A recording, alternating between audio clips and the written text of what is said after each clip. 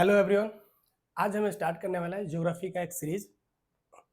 उस ज्योग्राफी के सीरीज में हम बात करने वाले हैं क्या क्या पढ़ेंगे। तो सबसे पहले हम बात करते हैं, इसका नाम है फिजिकल ज्योग्राफी। फिजिकल ज्योग्राफी, इसको हम हिंदी में कहते हैं भौतिक भूगोल।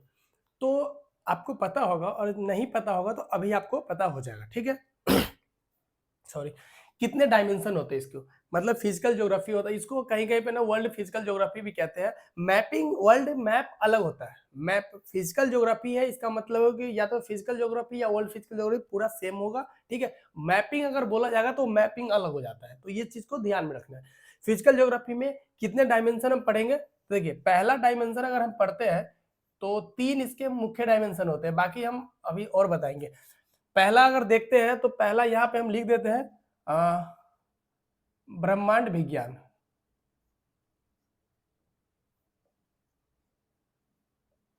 ये जो हमारा होता है ना, ये कॉस्मोलॉजी का पार्ट होता है, ठीक है। इसको हिंदी में कॉस्मोलॉजी का पार्ट कहते हैं। ये जो है ना, इसमें हम क्या पढ़ेंगे, बिग बैंग थ्योरी। इससे पहले दो तीन थ्योरी पढ़ेंगे जो मतलब हाइपोथेसिस था। हाइपोथेसिस मतलब क्या हो गया, काल्पनिक तौर पे जो देखा गया उसको। और हम पढ़ेंगे बिग बैंग थ्योरी, जो सबसे ज्यादा मॉडर्न आधुनिक थ्योरी जो है, modern theory big bang theory है, तो वो पढ़ेंगे। उसके बाद सौर मंडल का निर्माण पढ़ेंगे, तारों का निर्माण कैसे हुआ, जैव मंडल का विकास कैसे हुआ, वायुमंडल का विकास, स्थल मंडल का विकास, ये सारा हम पढ़ेंगे, ठीक है। एटमॉस्फेयर, वायुमंडल का, ये सारा इसमें पढ़ेंगे। तो हम अभी इसको नहीं पढ़ेंगे। हम मुख्य धारा, जो फिजिकल ज्योग्राफी के जो मुख्य धारा होता है, वो हम 3 टॉपिक पढ़ेंगे। क्या क्या पढ़ने वाले हैं देखिए। सबसे पहले हम पढ़ेंगे लिथोस्फीयर, जो हम आज स्टार्ट करने वाले हैं। लिथोस्फीयर, इसको हिंदी में कहते हैं स्थल मंडल, इसको स्थल मंडल कहते हैं। ये हो हम पढ़ेंगे एटमॉस्फेयर। एटमॉस्फेयर, इसको हिंदी में कहते हैं वायुमंडल। आपको ये क्लासेस बाइलिंगुअल देखना है, ठीक है, क्योंकि बाइलिंगुअल अगर देखते हैं तो हमें चीजें अच्छे से समझ आता है। प्योर हिंदी प्योर इंग्लिश में लिखेंगे कि दोनों मीडियम कंफर्टेबल हो देखने में, ठीक है। और उसके बाद हम पढ़ेंगे हाइड्रोस्फीयर। जब हम ये तीनों पढ़ लेते हैं, इसको कहते हैं जलमंडल।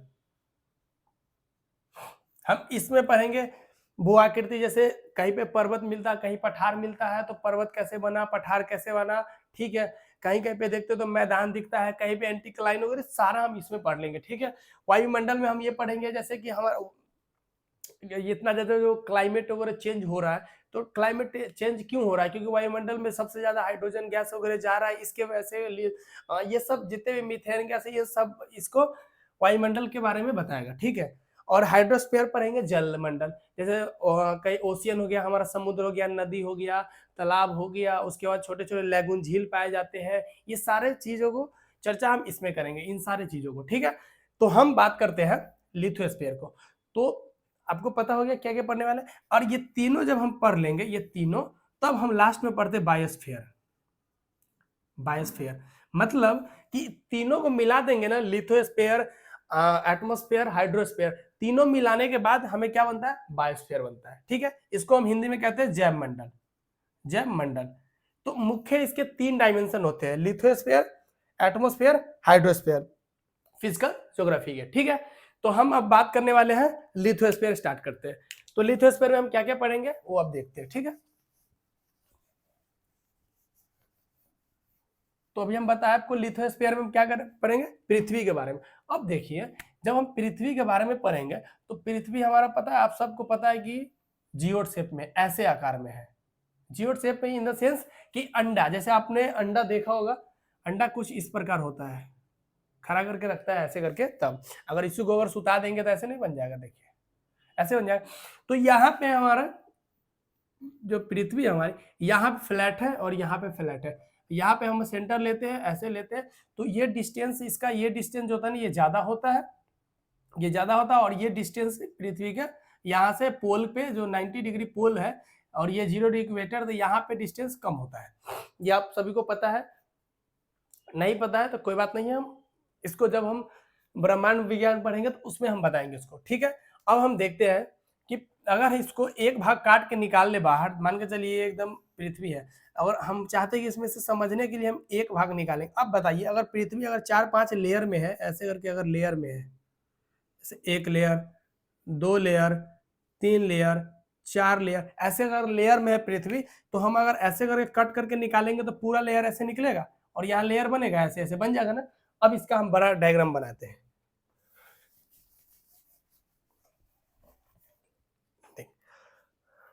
अब हम लेयर में बनाते हैं इसको। देखिए, इसका नाम देंगे पृथ्वी की आंतरिक संरचना।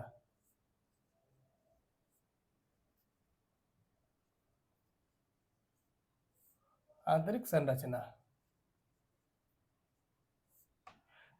इंटीरियर ऑफ अर्थ, हिंदी में क्या बोलेंगे, इंटीरियर ऑफ अर्थ या इंटरनल स्ट्रक्चर ऑफ अर्थ। ठीक है, अब बड़ा डायग्राम बनाते, देखिए एक ये बड़ा डायग्राम हुआ हमारा, आप लोगों को दिख रहा है ना? अगर नहीं दिख रहा होगा तो आप लोग जरूर कमेंट में बताएंगे। देखिए, सबसे पहले हम इसको 3 भाग में बांटेंगे। अब बोलिएगा 3 भाग में क्यों बांटेंगे, अभी तो बोले कि 4-5 लेयर है। हाँ जी बिल्कुल, लेयर है, 3 भागों में इसको बांटेंगे।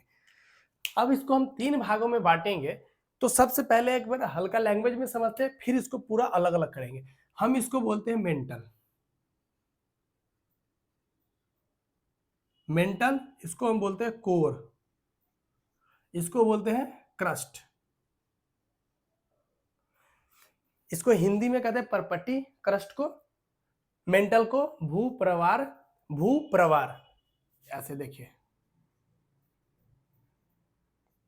भूप्रवार हिंदी में इसको कहते हैं, और ये कोर को हिंदी में कहते हैं क्रोड, क्रोड।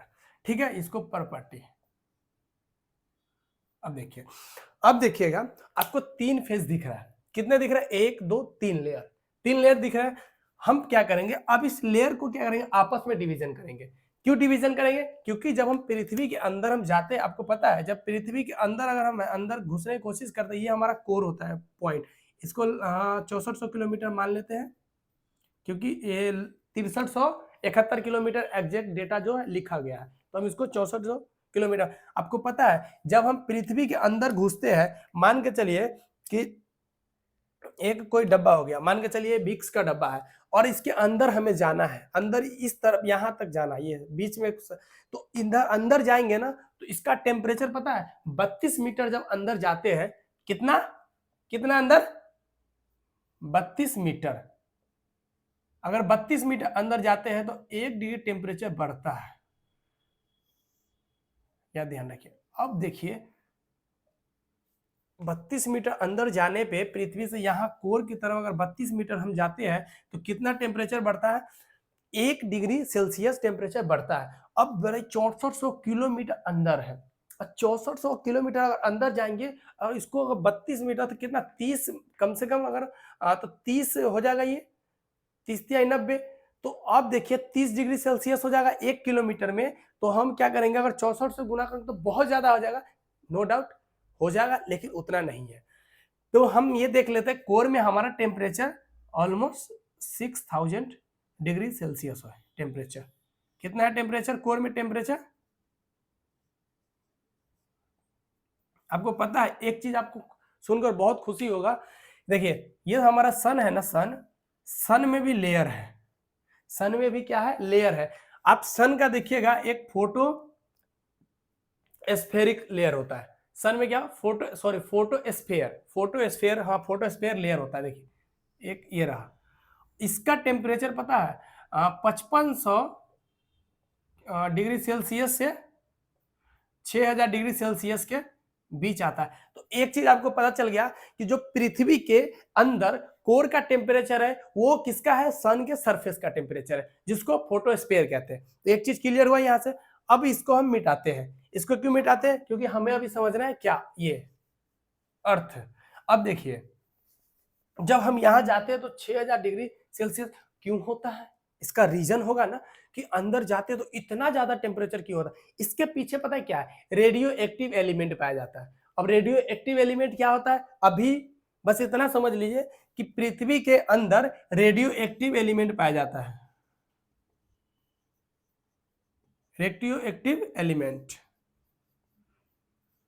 जिसके वजह से पृथ्वी के अंदर हीट बहुत ज्यादा है। कहीं पे आपको ठोस मिलेगा, कहीं पे पिघला हुआ पदार्थ मिलेगा, कहीं पे ठोस अवस्था में मिलेगा, सॉलिड लिक्विड। तो कहाँ पे सॉलिड मिलेगा, कहाँ पे लिक्विड मिलेगा, अब वो देखते हैं। इसके अंदर क्या है, रेडियो एक्टिव एलिमेंट है, जिसके वजह से पृथ्वी हीट ज्यादा, मतलब पृथ्वी के अंदर में ज्यादा हीट है। ये आर्थर होम्स का जब हम पढ़ाएंगे सिद्धांत उसका, तो हम आपको पूरा क्लियर बताएंगे कि रेडियो एक्टिव एलिमेंट का क्या काम है। ठीक है, अब देखिए क्रस्ट है ना, हम इसको हिंदी को मिटा रहे हैं यहाँ से। अब इसमें हम कुछ कुछ छेड़खानी करेंगे। देखिए अब कैसे करते हैं। देखिए ये हमने तो पहले बनाया मेंटल है, लेकिन हम इसको डिवीजन कैसे करते हैं। देखिए ये हमारा 0 किलोमीटर हो गया, हम यहां से एक मिटाएंगे ऐसे, और इसमें हम थोड़ा सा ऐसे बनाएंगे। हाँ, अब इसको हम ऐसे बना देंगे। अब बोले ये क्या है, देखिए ये क्रस्ट है, ये भी पूरा भाग क्रस्ट है, लेकिन इसको अब हम क्या बोलेंगे, ये टेम्परेचर मिटा रहे हैं, देख लिया आप लोग। तो अब देखिए इसको हम बोलेंगे कॉन्टिनेंटल क्रस्ट,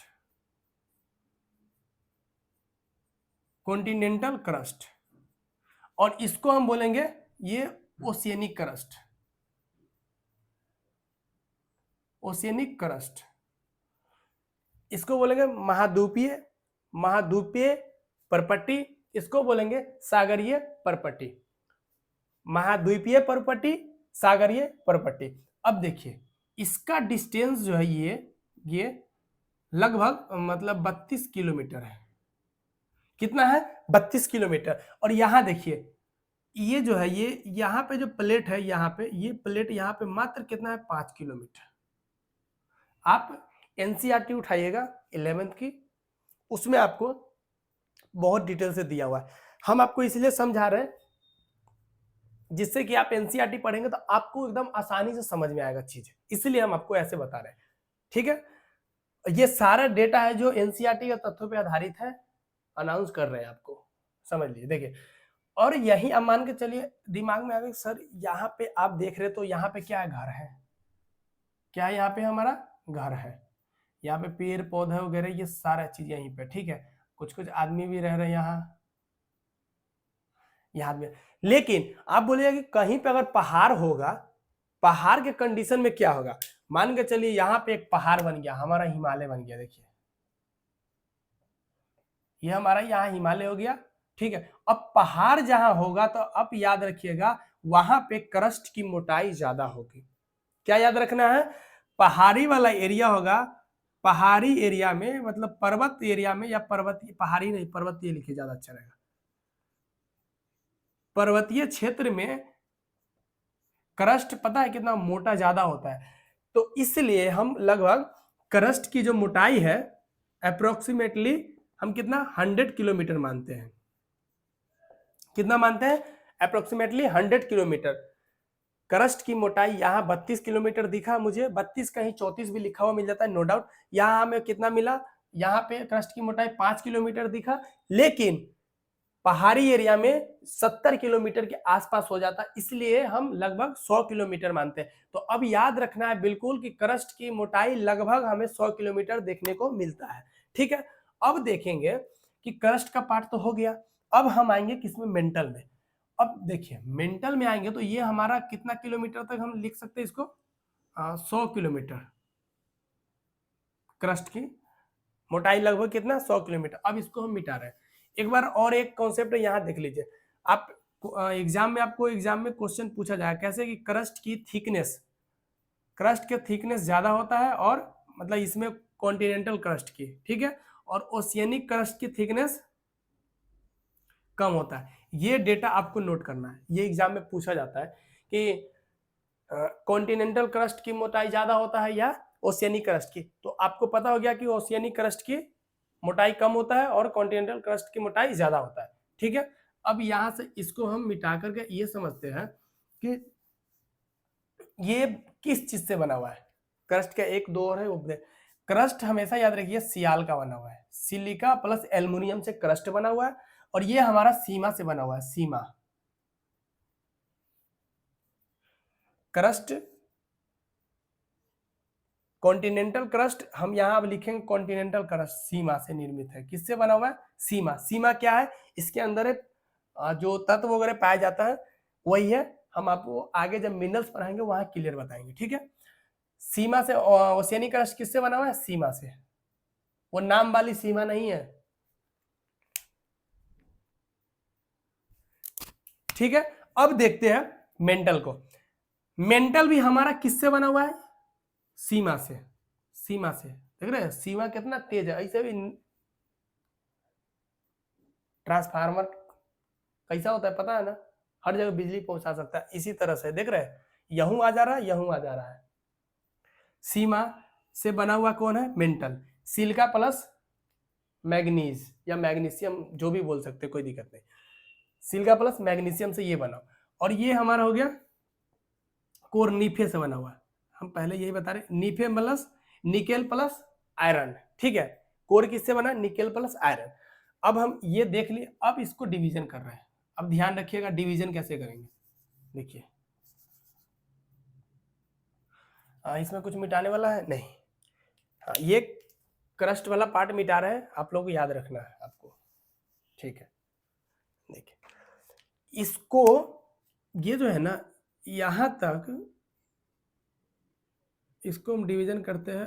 हाँ, ये हमारा 700 किलोमीटर, कहीं कहीं 400 किलोमीटर भी दिख जाएगा, नो डाउट, सही वो भी होता है। इसका वैसे भी इसका ना एग्जैक्ट कोई डेटा नहीं पूछा जाएगा, लगभग भी पूछा जाता है। इसको डिवीजन करके बाद में फिर इसको करें। इसको बोलेंगे अपर मेंटल, अपर मेंटल, इसको बोलेंगे लोअर मेंटल। अब बोलिएगा अपर मेंटल लोअर मेंटल क्यों बोले हम बता रहे क्यों बोल रहे हैं। एक और चीज इसमें लिखना है। देखिए ये जो आप देख रही है इसको, ये पूरा अपर मेंटल का ही पार्ट है, लेकिन हम 200 किलोमीटर लिख रहे हैं। क्यों लिख रहे हैं हम बताएंगे, अभी जस्ट आगे बताएंगे। देखिए ये अपर मेंटल लोअर मेंटल क्यों लिखे, क्योंकि हमारा क्रस्ट जो है ना, ये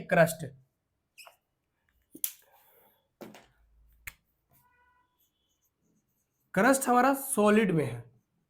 किस अवस्था में है?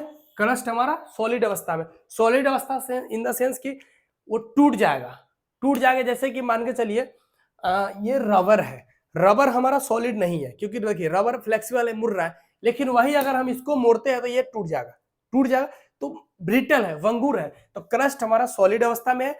अपर मेंटल जो है ये हमारा, ये देखिए ये 200 किलोमीटर हम इसलिए लिखे क्योंकि लिथोस्फीयर जो होता है ना, बता ही देते क्लियर हो जाएगा। देखिए लिथोस्फीयर जो हम जिसको बोलते हैं स्थल मंडल, ये हमारा पता क्या होता है? Crust plus some part of asthenosphere या अपर मेंटल, ठीक है। देखिए ये अपर मेंटल को कंप्लीट, इसको हम स्टेनोस्फीयर कहते हैं।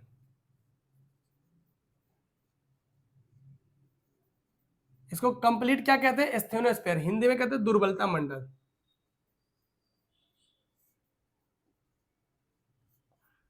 देखिए ये जो अपर मेंटल है, ये 100 से 700 किलोमीटर, 100 से 700 किलोमीटर का जो जोन है, इसको अपर मेंटल कहते हैं।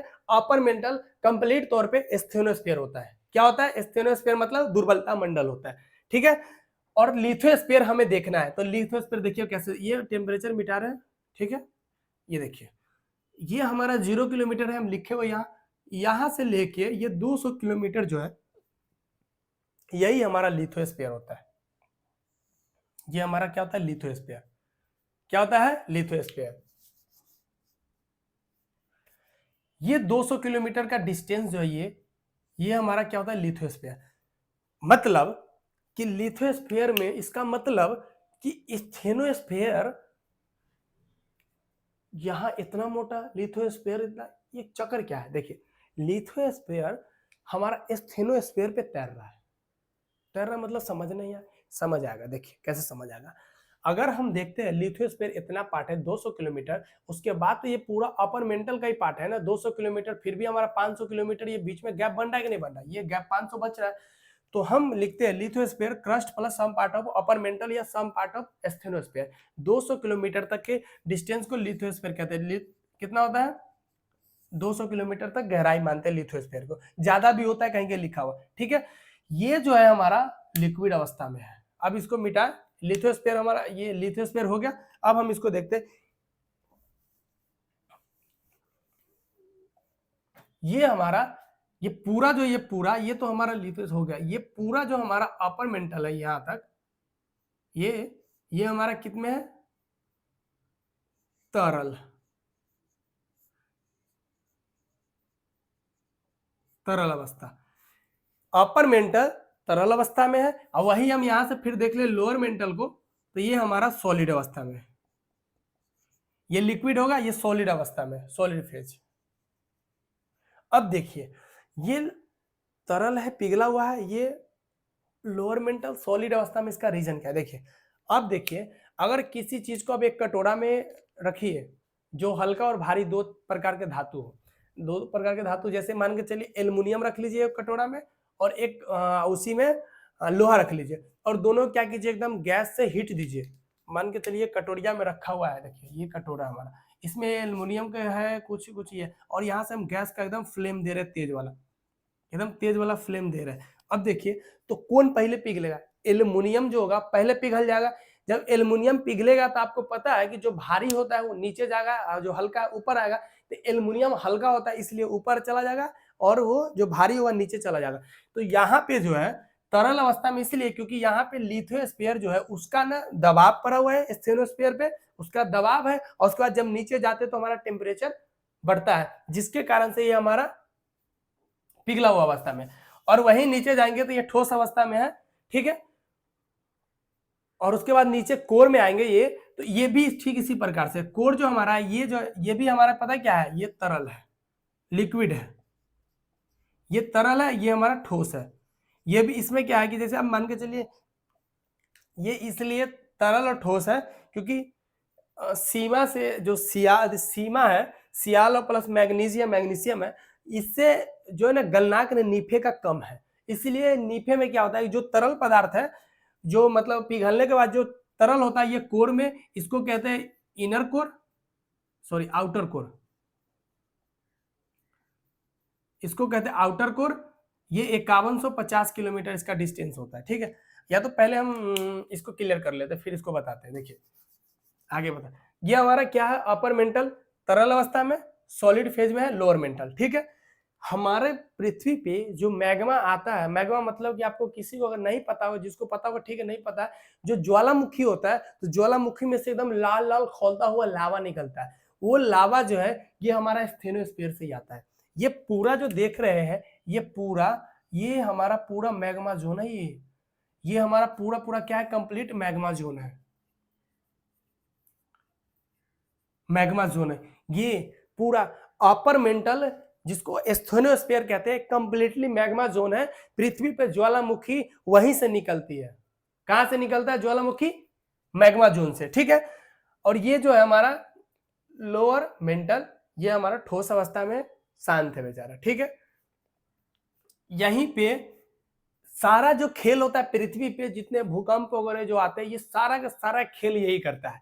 यही सबसे ज्यादा खतरा यही है, सबसे ज्यादा खेल यही करता है। यही क्या करता है स्टेनोस्फीयर में, जब संवहनीय धारा चलता है, संवहनीय धारा, तो ये पता है क्या करता है? ये संवहनीय धारा प्लेट को इधर खिसका देता है, कभी भूकंप ला देता है, कभी ओल्ड फोल्ड माउंटेन बना देता है, कभी न्यू फोल्ड माउंटेन बना देता है। कहीं पे देखेंगे तो आप क्या करेंगे? भ्रंश बना देगा, कहीं से दरारी मैग्मा निकलना शुरू हो जाएगा, कहीं से वॉल्केनो निकलना शुरू हो जाएगा। ये सारा खेल यही करता है, यही स्टेनोस्फीयर। यही जब घूमता है, जब ये सनकता है, तो ये पूरा पृथ्वी को सनकाने लगता है। यही है, सारा खेल यहीं से होता है, स्टेनोस्फीयर से। तो आपको इसको याद रखना है, ठीक है। अब हम देखते हैं आगे कोर के बारे में, ठीक है। ये सारा हो गया। अब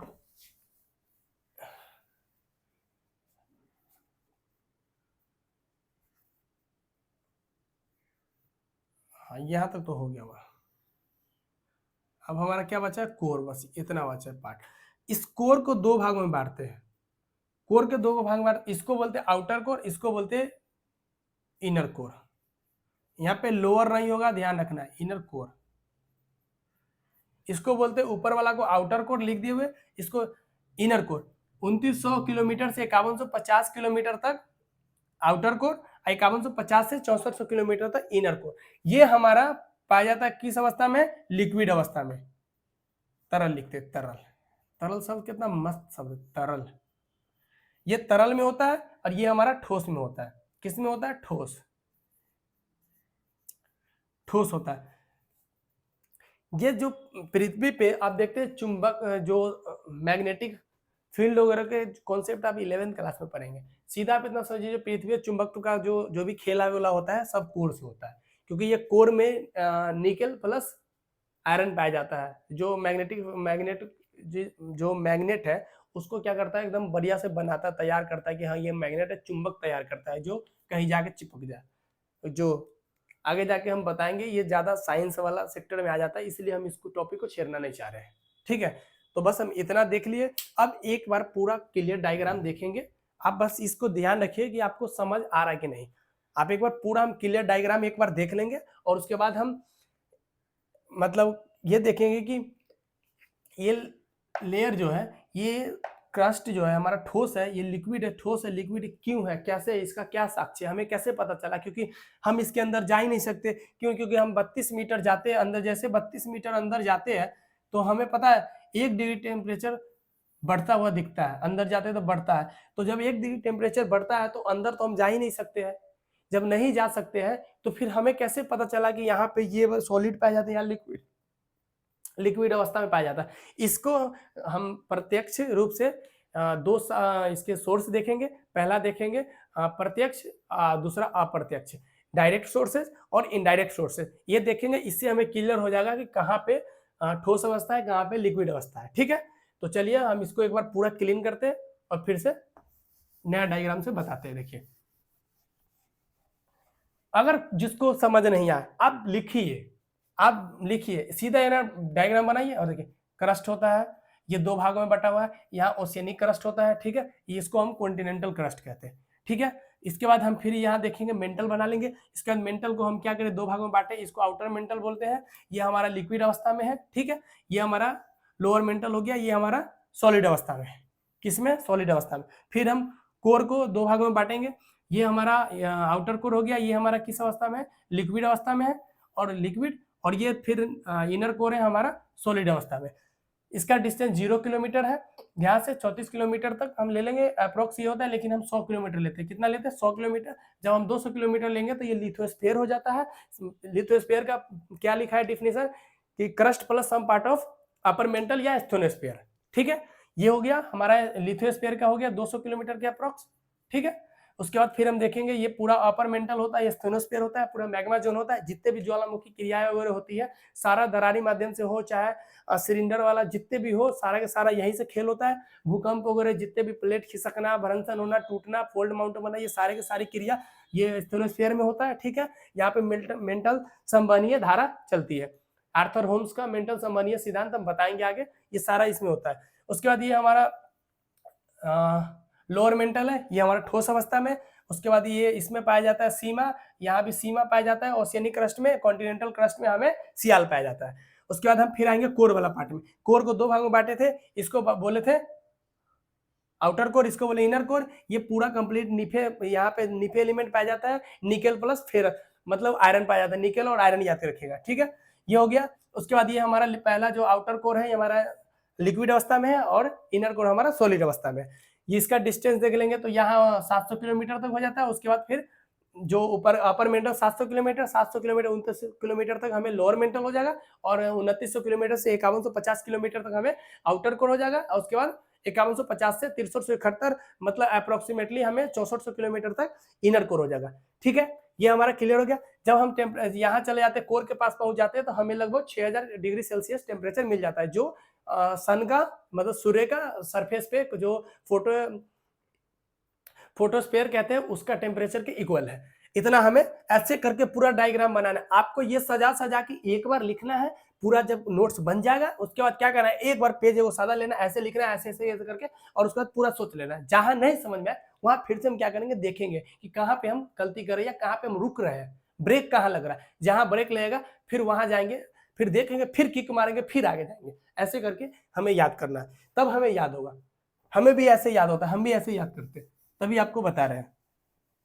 ठीक है, अब हम देखेंगे पृथ्वी के अंदर जब जाते हैं तो हमें कैसे अवस्था क्या क्या है वो कैसे पता चलता है। इसको दो सोर्स है जो देख लेते हैं, सोर्स। इसको देखेंगे, एक देखेंगे डायरेक्ट सोर्स, और दूसरा देखेंगे इनडायरेक्ट सोर्स। इनडायरेक्ट सोर्स, देखिए डायरेक्ट सोर्स और इनडायरेक्ट सोर्स में दो देखेंगे, इसमें तो दो तीन आता है जो देख लेते हैं। पहला प्रवेदन देख लेंगे, प्रवेदन। प्रवेदन को ड्रिलिंग कहते हैं हिंदी में, सॉरी इंग्लिश में ड्रिलिंग कहते हैं, हिंदी में प्रवेदन होता है। उसके बाद हम देख लेंगे ज्वालामुखी, वॉल्केनो। ज्वालामुखी वोल्केनो हो गया, और उसके बाद हम देखेंगे क्या, उल्कापिंड। उल्कापिंड, और एक और हम देख लेंगे, क्या देखेंगे लास्ट, खनन, माइनिंग। मिटियोर्स होता है ये खनन माइनिंग हो जाएगा, ये ड्रिलिंग हो जाएगा, ये वोल्केनो हो जाएगा। ठीक है, अब हम इसमें ये चारों को एक एक दो दो मिनट देख लेते हैं बस। बस अगर 20-20 सेकेंड भी देखते हो तो समझ आए। ड्रिलिंग का मतलब पता क्या है कि हम लोगों ने, अर्थात कि रसिया के कोला प्रायद्वीप पे ये प्रयास किया गया था कि हम पृथ्वी के अंदर, जैसे पृथ्वी के ये अंदर हम ड्रिलिंग करें, ड्रिलिंग करके पता करें कि कहाँ पे टेम्परेचर ज्यादा है और कैसे। उसने जब ड्रिलिंग करने का प्रयास किया तो मात्र 12 किलोमीटर, ओनली कितना, 12 किलोमीटर पर रसिया के कोला प्रायद्वीप, जब आप रसिया देखेंगे ऊपर में आर्कटिक क्षेत्र में, वहां पे कोला प्रायद्वीप में 12 किलोमीटर तक मैक्सिमम ड्रिलिंग किया गया। उसके बाद जो ड्रिलिंग करने वाला जो डाला गया था, रड जो डाला गया था ना, वो पिघलने लगा, क्योंकि इतना ज्यादा टेम्परेचर हो गया। 12 किलोमीटर, आप देखिए 12 किलोमीटर में अगर वैसे भी मिलाते तो 3600 मतलब 360 के आसपास डिग्री सेल्सियस हो जाएगा। ठीक है, ठीक है ना, 12 किलोमीटर ड्रिलिंग किया गया, जिससे पता किया गया, उससे जो धातु वगैरह हमें निकाला गया, वहां साक्ष्य उसको लेबोरेटरी में जाकर चेक किया गया कि ये कौन से एलिमेंट है, लेकिन ये पॉसिबल नहीं है इसके अंदर पूरा ड्रिलिंग करना। अब हम देखते हैं दूसरा सोर्स से कैसे पता, ज्वालामुखी। ज्वालामुखी जब निकलता है तो हमें ये पता चल जाता है कि ये कौन सा इसमें एलिमेंट है, कैसा खनिज है, या मिनरल्स, कौन सा मिनरल्स इसमें पाया जाता है। तो ज्वालामुखी डायरेक्ट, क्योंकि ये पृथ्वी से डायरेक्ट निकलता है, प्रवेदन हम डायरेक्ट पृथ्वी से करते हैं। उसका उल्का पिंड, उल्का पिंड आपको लग रहा है उल्का पिंड तो ऊपर से आता, जी बिल्कुल ऊपर से ही आता है। लेकिन जब हमारा सौरमंडल का विकास हो रहा था उस समय हमें ये कहा जाता है कि मतलब कि जितने भी 8 ग्रह है ये सारे के सारे ना, मतलब पहले क्या किया, जब बिग बैंग थ्योरी हुआ तो ये सारा बनना शुरू किया, तो सबका एलिमेंट लगभग ऑलमोस्ट कुछ ना कुछ सेम है। तो मीटियोर्स जो होता है हमारा, ये उल्का पिंड, ये इससे हमें साक्ष्य थोड़ा बहुत मिल जाते हैं। उसके बाद खनन। खनन क्या होता है कि जैसे हम खदान में जाते हैं अंदर, तो कोई कोई खदान पता है 4 किलोमीटर तक है। एनसीईआरटी जब पढ़ेंगे तो आपको दिखेगा एक गोल्ड का खदान है, 4 किलोमीटर अंदर हम जाते हैं। आप समझिए 4 किलोमीटर अंदर हम जाते, कितना डिग्री टेम्परेचर हमारा कम जाएगा, देख रहे हैं। इतना ज्यादा अंदर जाके हम सोना निकालते हैं खदान में जाके। तो खदान के माध्यम से हमें पता चलता है कि यहाँ पे क्या है। तो हम ये देख ले डायरेक्ट।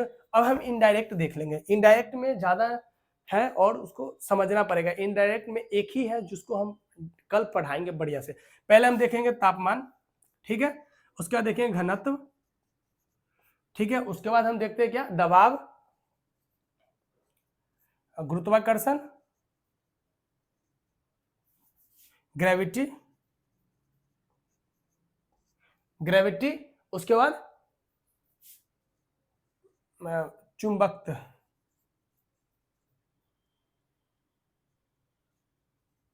चुंबक। इसके बाद जो इंपॉर्टेंट है, सबसे इंपॉर्टेंट, अर्थक्वेक। सबसे इंपॉर्टेंट अर्थ, तापमान।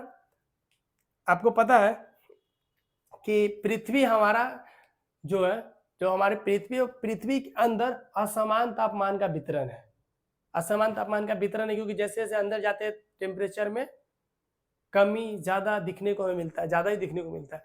घनत्व, क्योंकि देखते हैं वो जो हमारा ये है सरफेस जो है पृथ्वी क्रस्ट वाला, उसका डेंसिटी अंदर जाएंगे तो उसका डेंसिटी पता है, अंदर जैसे जैसे जाते हैं उसका डेंसिटी बढ़ता है, ऊपर वाला का डेंसिटी कम होता है। दबाव ही हो गया, ग्रेविटी, आपको पता है पृथ्वी जब हमारे ऐसे है तो हम जब पोल वाला यहाँ होते हैं तो यहाँ और यहाँ ये इक्वेटर है, यहाँ पे डिस्टेंस कम है, इसकी वजह से यहाँ पे ग्रेविटी ज्यादा होता है और इक्वेटर पे ग्रेविटी कम होता है। आप अक्सर देखते होंगे पहले जो रॉकेट प्रक्षेप किया जाता है, जो रॉकेट को जो आसमान में छोड़ा जाता तो इक्वेटोरियल एरिया को के नजदीक जाकर छोड़ा जाता था, क्योंकि पता है इक्वेटोरियल एरिया पे ग्रेविटी कम होता है, ग्रेविटी कम होने की वजह से हम आसानी से पृथ्वी से किसी चीज को ऊपर फेंक देते हैं। आपको पता है अगर हम कोई चीज को अगर फेंकते हैं ऊपर तो नीचे आगे गिरता है, क्यों गिरता है? क्योंकि जब तक ग्रेविटी के बाहर अगर नहीं फेंकेंगे, इसका एक लिमिट है, लिमिट जब तक क्रॉस नहीं करेंगे तब तक हमें ये चीज नीचे ही गिरेगा। क्योंकि देखते हैं अब सैटेलाइट लॉन्च कर दिया जाता है तो पता क्या होता है,